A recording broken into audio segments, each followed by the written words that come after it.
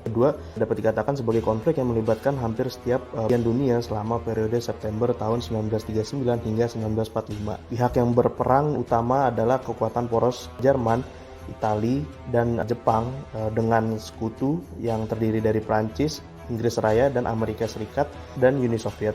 Pada tingkat lebih rendah, terdapat juga dengan adanya Cina. Perang Dunia II merupakan kelanjutan dari perselisihan yang dibiarkan tidak terselesaikan oleh Perang Dunia Pertama. Hingga 50 juta kematian telah terjadi dalam Perang Dunia Kedua yang menjadikan konflik ini menjadi paling berdarah serta perang terbesar dalam sejarah. Perang Dunia II didasari oleh adanya konflik ideologi pada negara Eropa Timur, Tengah, Amerika, dan Asia. Untuk yang kedua, untuk gambaran umum kenapa sih terjadinya Perang Dunia ini, mungkin dapat dikategorikan menjadi 3 alasan utama, yaitu yang pertama adalah kegagalannya Liga Bangsa-Bangsa atau LBB dalam menciptakan perdamaian dunia.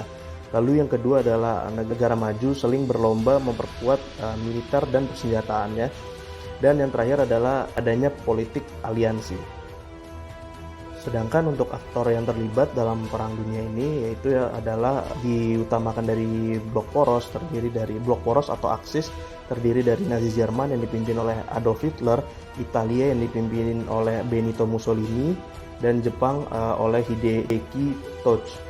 Sedangkan blok sekutu terdiri dari Britania Raya pimpinan Winston Churchill, Uni Soviet yang dipimpin oleh Joseph Stalin, dan Amerika Serikat pimpinan Roosevelt. Terakhir adalah Republik Cina yang dipimpin oleh Chiang Kai-shek. Lalu perihal bagaimana sih fase penting dalam perjalanannya Perang Dunia ini? Poin yang pertama adalah fase permulaan atau the Raid of Blitzkrieg. Fase ini adalah merupakan penyerbuan pasukan Jerman ke Polandia pada tanggal 1 September 1939 yang dikenal dengan nama Blitzkrieg atau Perang Kilat, di mana menjadi petanda dimulainya Perang Dunia Kedua ini. Adolf Hitler memimpin tentara Nazi dan berhasil menguasai wilayah Eropa dengan menggunakan strategi Blitzkrieg ini sehingga menjadi fase penentu Perang Kedua dimulai.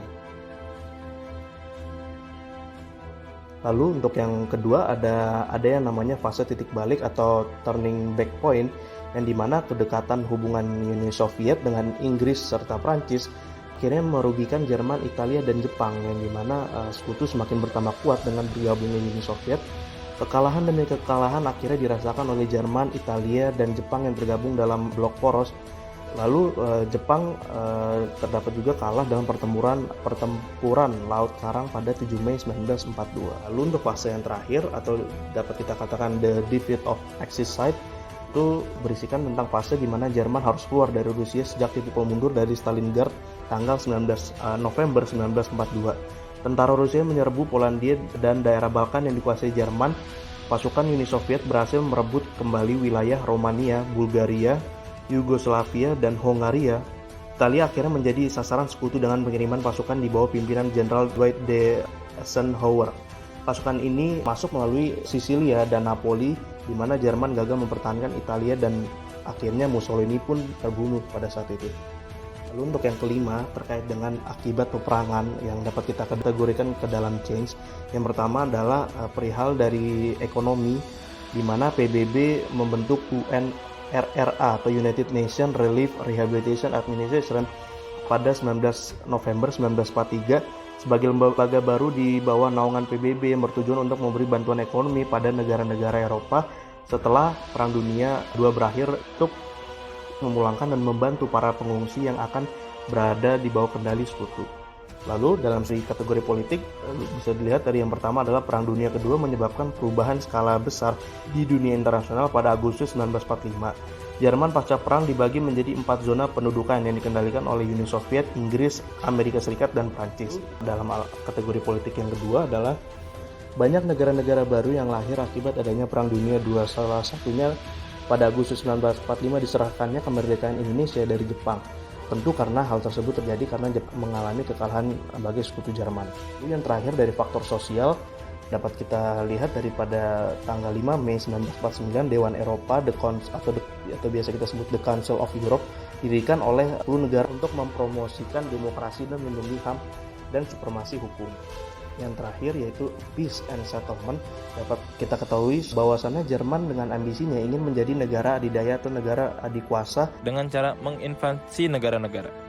Perang Dunia Kedua berakhir pada pertengahan tahun 1945 dengan kemenangan pada pihak sekutu.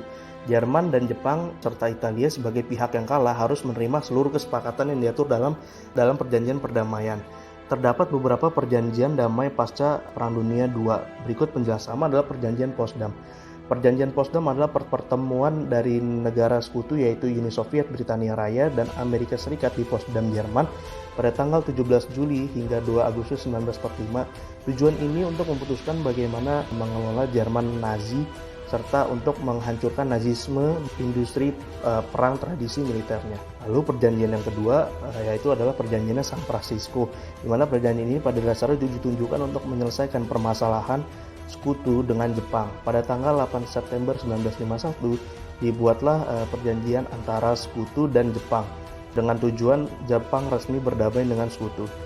Lalu untuk perjanjian yang terakhir yaitu adanya perjanjian Paris, di mana pada Juli 1946 sampai 1947 sebanyak 21 delegasi negara bertemu di Paris untuk memutuskan persyaratan perdamaian bagi 5 sekutu Jerman dalam Perang Dunia II, yang diantaranya adalah Bulgaria, Hongaria, Finlandia, Italia, dan Romania.